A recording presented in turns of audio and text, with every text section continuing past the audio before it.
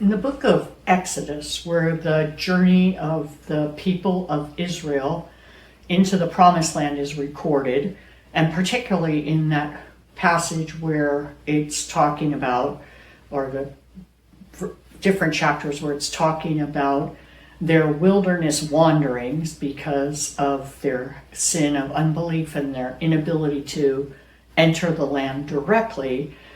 It tells us in Exodus 33 that Moses would pitch a tent outside of the camp and that he would go in there and talk to God. And in Exodus 33, starting in verse 12, one of those conversations between Moses and God is recorded.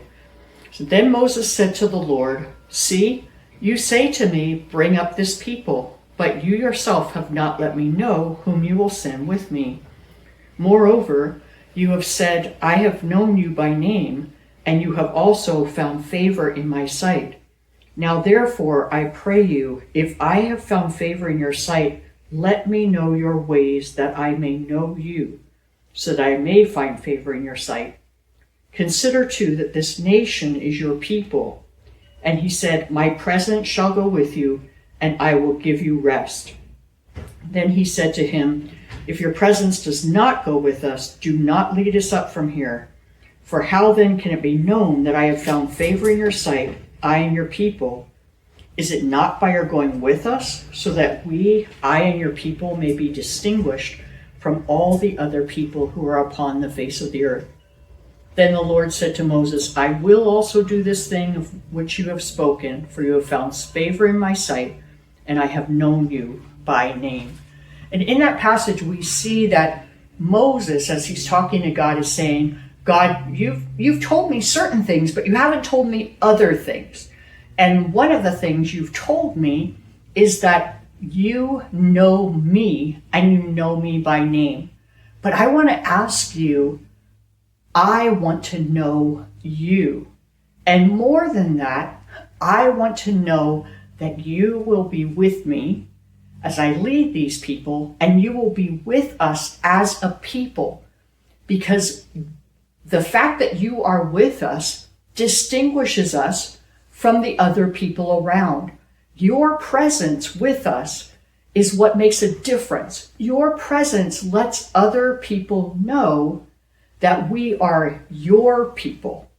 And I think that's an important thing for us to keep in mind as we are living in 2025, where we don't have to go and ask God, will you go with us? Will you lead us? Will your presence be with us? Because Jesus came to be God with us. And as people who've put our trust in what Jesus did in his death and resurrection, we have the Holy Spirit who indwells us and never leaves us.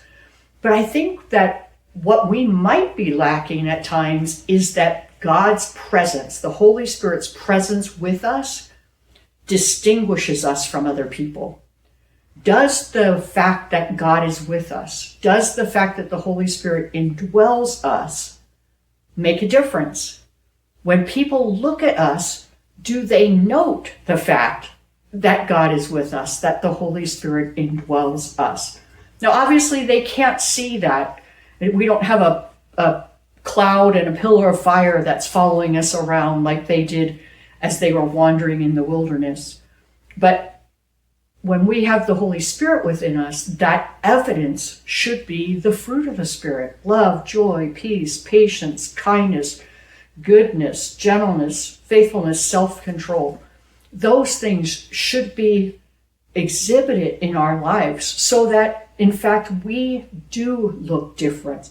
We do have that distinguishing mark of the fruit of the Spirit.